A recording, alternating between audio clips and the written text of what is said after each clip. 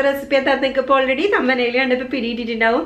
വേറെ ഒന്നുമല്ല, നല്ല കരിമുര ദോശ തയ്യാറാക്കുന്ന രീതിയാണ് കേട്ടോ. നമ്മുടെ സാധാ ഇഡ്ലി മാവിന് അരയ്ക്കണ ആ ഒരു മാവ് വെച്ചിട്ട് നമുക്ക് നല്ല കരിമുര ദോശയൊക്കെ തയ്യാറാക്കാം. പക്ഷെ ഈ ഒരു രീതിയിൽ ഈ ഒരു സാധനങ്ങൾ ഉപയോഗിച്ച് നിങ്ങളൊന്ന് തയ്യാറാക്കി നോക്കുക കേട്ടോ. ഒരു വേറെ ടേസ്റ്റ് തന്നെയാണ്. അപ്പൊ ഈ ദോശ നിങ്ങൾ എല്ലാവരും തയ്യാറാക്കി നോക്കണം കേട്ടോ. നിങ്ങൾക്കൊക്കെ എന്തായാലും ഇഷ്ടാവും. തയ്യാറാക്കി നോക്കാൻ മറക്കരുത്. പിന്നെ എനിക്കൊരു കാര്യം പറയാനുള്ളത്, നിങ്ങൾ ഇതിന്റെ അളവും കാര്യങ്ങളൊക്കെ ഞാൻ ഡിസ്ക്രിപ്ഷൻ ബോക്സിൽ കൊടുക്കാം. നിങ്ങൾ ചെക്ക് ചെയ്താൽ മതി കേട്ടോ. അതിൽ അളവ് കാര്യങ്ങളൊന്നുകൂടി ഞാൻ നീറ്റായിട്ട് കൊടുത്തിട്ടുണ്ട്. പിന്നെ എന്താ പറയാനുള്ളത്, എനിക്ക് നിങ്ങളോട് പറയാനുള്ള ഒരു കാര്യമാണ്, ഇന്ന് ഞാൻ വിചാരിച്ചു ഒരു ചെറിയൊരു ടാസ്ക് വയ്ക്കാം നമ്മുടെ വീഡിയോയിൽ നിന്ന്. വേറെ ഒന്നുമല്ല, കുറെ പേര് എന്നോട് ചോദിച്ചിട്ടുണ്ടായിരുന്നു എന്താണ് അമ്മച്ചി വീഡിയോ ഇടാൻ കാരണം, എന്താണ് അമ്മച്ചിയുടെ റെസിപ്പികൾ കൂടുതൽ ഇങ്ങനെ ഇടുന്നത്, എന്താണ് അതിന്റെ അങ്ങനെ കുറെ കാര്യങ്ങൾ എന്നോട് ചോദിച്ചു. അപ്പൊ അതിനെ കുറിച്ചൊക്കെ വേറൊരു വീഡിയോ ഞാൻ പറയാം. പക്ഷെ അതിൻ്റെയൊക്കെ ഒരു മുന്നോടിയായിട്ട് നിങ്ങളുടെ അമ്മച്ചിമാർക്ക് അല്ലെങ്കിൽ ഉമ്മമാർക്ക് അമ്മമാർക്ക് എന്തോ ആവട്ടെ, നിങ്ങൾ എന്താണ് വിളിക്കുന്നത്, അങ്ങനെ നമ്മുടെ അമ്മമാർക്ക് ഏറ്റവും ഇഷ്ടമുള്ള ഒരു വിഭവത്തിന്റെ പേര് കമന്റ് ബോക്സിൽ നിങ്ങൾ ഇടണം. നിങ്ങൾക്ക് ഇഷ്ടമുള്ളതല്ല കേട്ടോ, നിങ്ങളുടെ അമ്മമാർക്ക് ഇഷ്ടമുള്ള വിഭവം. അതിപ്പോ ഒരെണ്ണ ഇടാവൂ. അതായത് ചട്നിയും ദോശയാണെങ്കിൽ അങ്ങനെ കോമ്പിനേഷൻ ആയിട്ടുള്ളത് അങ്ങനെ ഇടാം. അല്ലാതെ കുറെ റെസിപ്പി ഇടണ്ട. ഒരൊറ്റ റെസിപ്പി, അമ്മയ്ക്ക് ഏറ്റവും ഇഷ്ടമുള്ള വിഭവം ഏതാണ് നിങ്ങളുടെ, അത് എന്തായാലും കമന്റ് ബോക്സിൽ ഇടണം. ഒരാളെങ്കിലും ഇട്ടോളോ കേട്ടോ, നാണം കെടുത്തരുത്. ഒരാളെങ്കിലും അറ്റ്ലീസ്റ്റ് ഇട്ടോളോ കമന്റ് ബോക്സിൽ. ആരെങ്കിലും വീഡിയോ കാണുമ്പോൾ ആരും ഇട്ടിട്ടില്ലെങ്കിൽ നാണക്കേടായി പോയില്ലേ, ഒരാളെങ്കിലും ഇട്ടോളോ കേട്ടോ. അതുകൊണ്ട് അപ്പൊ നമുക്ക് എങ്ങനെയാണ് നല്ല അടിപൊളി കരിമുര ദോശ തയ്യാറാക്കാൻ നോക്കാം. അപ്പൊ നമുക്ക് കരിമുര ദോശ തയ്യാറാക്കാം. അതിന് വേണ്ട ചേരുവകൾ എന്ന് പറയുന്ന 5 സാധനങ്ങൾ വേറെ ഒന്നുമല്ല. പച്ചരി വേണം, നമ്മൾ സാധാ എടുക്കണ പച്ചരി. പിന്നെ ഉഴുന്ന് വേണം. പിന്നെ തുവരപ്പരിപ്പ്. കണ്ടോ, തുവരപ്പരിപ്പാണിത്. തുവരപ്പരിപ്പ് എന്ന് പറയുന്നത് നമ്മളെ കുത്തിക്കാച്ചാനൊക്കെ എടുക്കില്ലേ, പരിപ്പ് കുത്തിക്കാച്ചാനൊക്കെ, പിന്നെ സാമ്പാറൊക്കെ എടുക്കില്ലേ, ആ പരിപ്പാണ് കേട്ടോ അത്. തുവരപ്പരിപ്പ്, കറിയൊക്കെ വെക്കാൻ എടുക്കണ പരിപ്പ്. പിന്നെ വേണ്ട സാധനം എന്ന് വെച്ചാൽ അവില് വേണം. വെള്ളവിലോ അല്ലെങ്കിൽ മറ്റേ കാപ്പി കളറായിട്ട് നമ്മുടെ തവിടുള്ള അവില് വരുന്നില്ലേ, അതാണെങ്കിലും പ്രശ്നമില്ല കേട്ടോ. അങ്ങനത്തെ ആയാലും കുഴപ്പമില്ല. ഞാൻ ഇപ്പോൾ ഇവിടെ വെള്ളവിലാണ് എടുത്തേക്കണേ, ഏതായാലും പ്രശ്നമില്ല. അവില്. പിന്നെ നമുക്ക് ഉലുവയും കൂടിയും വേണം. ഉലുവ ഇതിലിട്ടുണ്ടായിരുന്നു, കാണാനില്ലോ. ഇതേ കിടക്കുന്നു ഉലുവ. പോയി വേണ്ടത്. ഉലുവ. ഇങ്ങനത്തെ 5 സാധനങ്ങളാണ് ഞാൻ അവിടെ ഇട്ടേക്കണേ. ഞാനത് സെപ്പറേറ്റ് കാണിക്കണില്ല, കാരണം കുതിർത്താനൊക്കെ അതിപ്പോ കാണിക്കേണ്ട ആവശ്യമില്ലല്ലോ, എല്ലാവർക്കും അറിയാവുന്ന കാര്യം.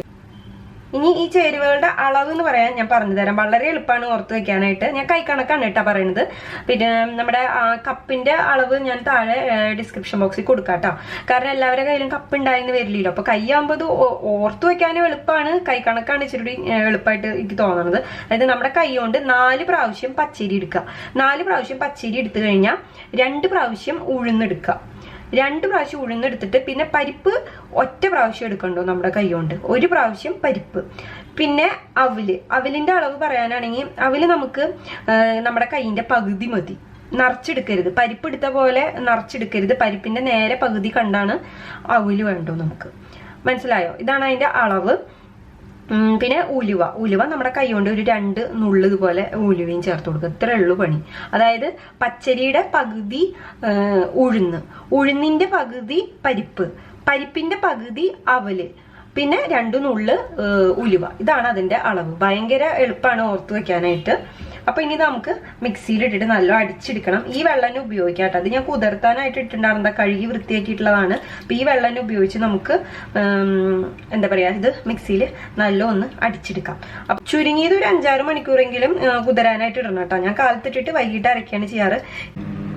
ഇപ്പൊ നമ്മുടെ ദോശമാവ് ഞാനിവിടെ അരച്ചെടുത്തിട്ടുണ്ട്. അതിലേക്ക് ആവശ്യത്തിനുള്ള ഉപ്പ് ഞാൻ ആദ്യം കുറച്ച് ഇട്ട് കൊടുത്തിട്ടുണ്ട്. ഇനി നമ്മുടെ കൈ വെച്ചിട്ട് തന്നെ നല്ല ഇത് ഇളക്കിയെടുക്കണം. അരച്ചെടുത്തതിന് ശേഷം നമ്മുടെ കൈ ഒന്ന് ഇതിൽ തൊടിയിക്കണം കേട്ടോ. അപ്പോഴാണ് നമ്മുടെ കയ്യിലുള്ള കുറച്ച് ബാക്ടീരിയ ഇതിലേക്ക് നല്ലതാണെന്ന് പറയുന്നത്, പുളിക്കാൻ വേണ്ടിയിട്ട്. ഞാൻ എപ്പോഴും അരച്ചെടുത്തതിന് ശേഷം മാവിൽ ഇങ്ങനെ കൈ തൊടാറുണ്ട്. നല്ല ഒന്ന് യോജിപ്പിക്കുക. ഉപ്പിട്ടത് ഈ ഒരു പരുവത്തിനാണ് കേട്ടോ അരച്ചെടുത്തേക്കണത്. കണ്ടോ, ഇതാണ് കേട്ടോ അതിൻ്റെ ഒരു അളവ് എന്ന് പറയുന്നത്. നിങ്ങൾക്ക് കാണാണ്ടോ, ഇങ്ങനെ ഇരിക്കും. ഞാൻ അരയ്ക്കുമ്പോൾ 3/4 കപ്പ് വെള്ളമാണ് കേട്ടോ ചേർത്ത് കൊടുത്തത്. 3/4 കപ്പ് വെള്ളം. അത് നിങ്ങൾക്ക് അതിൻ്റെ ഒരു പരുവത്തിനനുസരിച്ച് നോക്കിയിട്ട് ഒഴിച്ചു കൊടുക്കുക. അളവ് പറയാനാണെങ്കിൽ 3/4 കപ്പ് വെള്ളം ഒഴിച്ചു കൊടുത്തിട്ടുണ്ട്. ഇനി ഒരു കാര്യം കൂടി നമുക്ക് ചെയ്യാനുണ്ട്. ഇനി ഇത് എന്ത് വേണമെന്നറിയോ, ഞാൻ ചെയ്യാറ് എങ്ങനെയാന്ന് വെച്ചാൽ, ഒരു പാത്രം കൂടി വെച്ചിട്ട് ഇതൊരു 2-3 പ്രാവശ്യം നമ്മൾ ചായ ആറ്റണ പോലെ നല്ല ഹൈറ്റിൽ നിന്ന് ഇങ്ങനെ ആറ്റി കൊടുക്കും.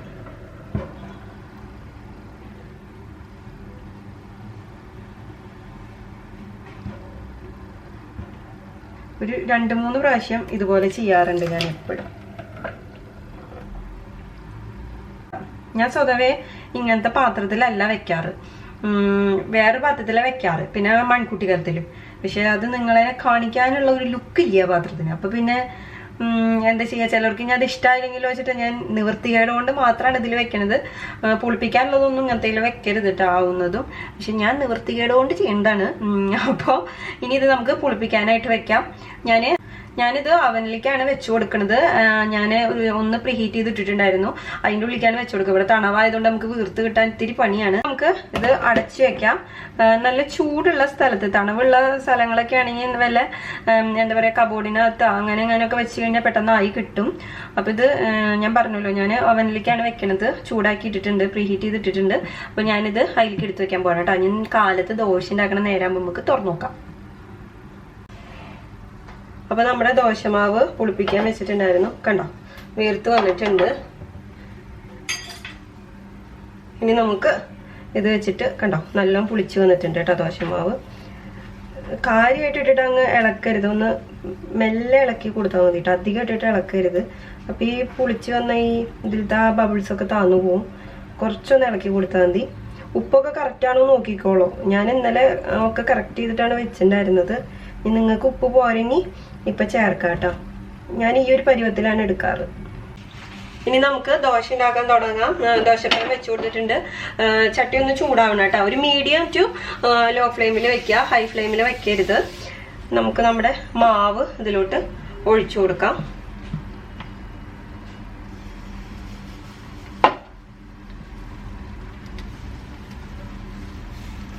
നല്ലോണം പരത്തി കൊടുക്കാം കേട്ടോ.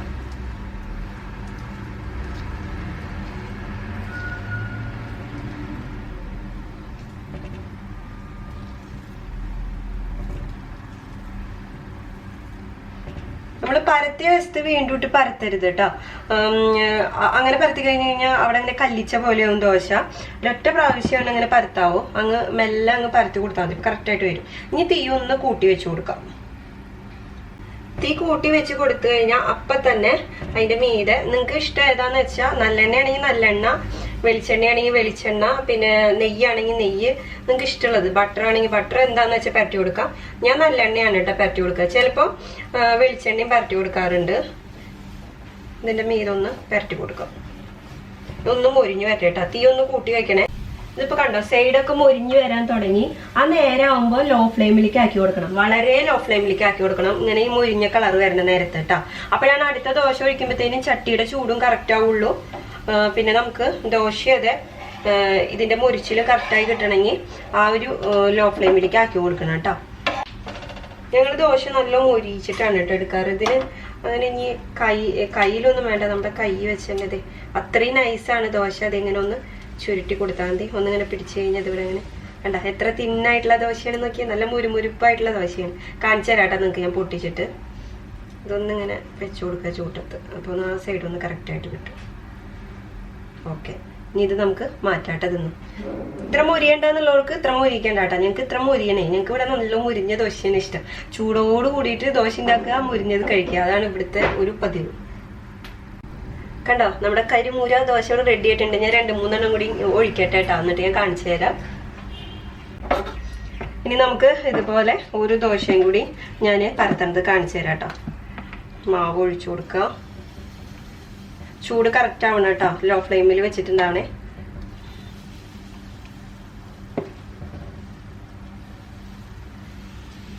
നടുക്കിന്ന് ഇങ്ങനെ പരത്തി കൊടുക്കുക.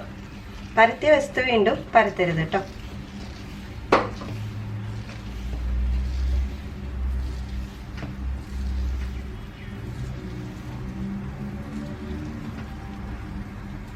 കണ്ടോ നല്ല വലിയ ദോശ.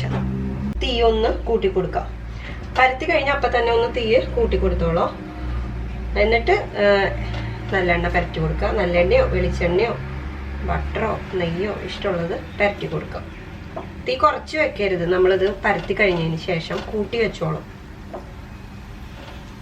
കണ്ടോ നല്ല വലിയ ദോശയാണ്.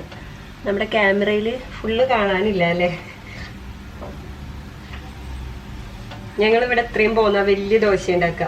ഇതിപ്പോ ചേട്ടനാണെങ്കിലും എൻ്റെ ഹസ്ബൻഡിനാണെങ്കിലും ഹസ്ബൻഡിന്റെ വീട്ടിലാണെങ്കിലും ഒക്കെ ഇതുപോലെ ദോശ ഉണ്ടാക്കാന്ന് പറഞ്ഞാൽ ഞങ്ങൾക്ക് ഉണ്ടാക്കണവർക്കൊരു പണിയാണ്. ഇങ്ങനെ ചൂടോടെ ഇങ്ങനെ ഉണ്ടാക്കണം, എന്നിട്ട് പ്ലേറ്റിൽ ഇട്ടിട്ട് കഴിക്കണം. നമ്മളിങ്ങനെ ഒരാൾ ഉണ്ടാക്കാനായിട്ട് എപ്പോഴും നിൽക്കണം. ഉണ്ടാക്കി വെച്ചിട്ട് കഴിക്കുന്നത് ഇഷ്ടമല്ല അവിടെ ആർക്കും. ഇങ്ങനെ തന്നെ ഉണ്ടാക്കണം. അതും വലിയ ദോശ നല്ല മൊരിഞ്ഞിട്ട് വേണം. സോഫ്റ്റ് ആയിട്ടുള്ള ദോശ അത്ര ഇഷ്ടമല്ല. ഇതുപോലത്തെ മൊരിഞ്ഞതാണ് കേട്ടോ ഞങ്ങൾക്കൊക്കെ ഇഷ്ടം. ദോശ മൊരിയാൻ തുടങ്ങിയിട്ടുണ്ട്. ആ നേരം ആകുമ്പോൾ ഫ്ലെയിം ഒന്ന് കുറച്ച് വെച്ച് കൊടുക്കുക. എന്നാലാണ് അടുത്ത ദോശ ഉണ്ടാക്കുമ്പോഴത്തേനും നമുക്ക് ചൂട് കറക്റ്റായിട്ട് വരുള്ളൂ. ഈ ഒരു പരുവത്തിൽ ഫ്ലെയിം കുറയ്ക്കുക. നമുക്ക് ചുരുട്ടിയെടുക്കാം.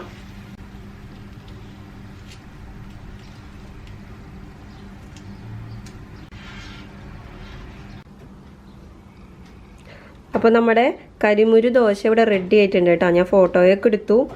ഇനി ഇത് ഞാൻ കഴിച്ച് കാണിച്ചു തരാം. ഇന്ന് പൊട്ടിച്ച് കാണിച്ചു തരണ്ടേ നിങ്ങൾക്ക്. കണ്ടോ, അത്രയും കനം കുറഞ്ഞിട്ടുള്ള ദോശയാണ്. നമ്മുടെ ചട്ടണി സാമ്പാർ ഇപ്പുറത്തുണ്ട് കേട്ടോ. അത് ഈസി സാമ്പാറാണ് കേട്ടോ, നമ്മുടെ കുക്കറിൽ വെക്കുന്ന സാമ്പാറാണ്. ഇതെനിക്ക് ചട്നി കൂട്ടി കഴിക്കാൻ കൂടുതൽ ഇഷ്ടം. സൂപ്പർ. എന്താ എന്തോരം കനം ഉണ്ട് നോക്കിയേ. നല്ല തിന്നായിട്ട് നമ്മൾ പരത്തിയിട്ടുണ്ട്. കണ്ടോ, നല്ല കനം കുറഞ്ഞിട്ടുള്ള, കണ്ടോ, അത്രയും നല്ല കനം കുറഞ്ഞ ദോശയാണ്. നമുക്കിങ്ങനെ ഉണ്ടാക്കിയെടുക്കാൻ പറ്റും, നല്ല മുരുമുരാന്നനെ. അപ്പോൾ ഇത് എല്ലാവരും തയ്യാറാക്കി നോക്കണം കേട്ടോ. എന്നിട്ട് അഭിപ്രായം പറയാൻ മറക്കരുത്. നിങ്ങൾ എന്തായാലും തയ്യാറാക്കി നോക്കണം. ഈ പറഞ്ഞ അളവിൽ സാധനങ്ങൾ എടുത്താൽ മതിയോ. അപ്പോൾ നമുക്ക് മറ്റൊരു റെസിപ്പി ആയിട്ട് കാണാം. അതിന് വേണ്ടിയിട്ടുള്ള 4 ഇൻഗ്രീഡിയൻസ് എന്ന് പറയുന്നത് വേറെ കുന്തം ഞാൻ തോറ്റു. വീഡിയോ ചെയ്യുന്ന ഒരു കിട്ടും എൻ്റെ മാതാവേ, എൻ്റെ കർത്താവേ. ഓ, പച്ചരി, ഉഴുന്ന്, അവല്, പരിപ്പ്, മറ്റേ ഉലുവ. 5 എണ്ണല്ലേ, 4 അപ്പൊ നമുക്ക് ഇതൊക്കെ ഇന്നത്തെ ഫ്ലോപ്പാണല്ലോ. ഈ പാത്രത്തിന് ഈ സൈഡിലേക്ക് ഒരു ചായ്വ സ്റ്റൗവിനെ പറഞ്ഞാൽ എന്തോ ഒരു കുഴപ്പം വന്നില്ലേ. ഓക്കെ ചേട്ടൻ, ഈ ചട്നി ഇവിടെ നിന്നൊന്ന് തീർക്ക്. എന്ത് ചേട്ടത്? ഓക്കെ